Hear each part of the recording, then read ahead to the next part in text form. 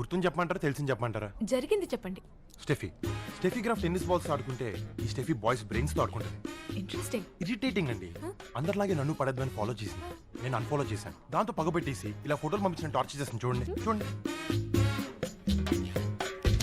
మీరు పంపించండి. దానికంటే బోల్డ్ మంది బాయ్ ఫ్రెండ్స్ నాకెవరున్నారండి? నేనున్నాను కదా.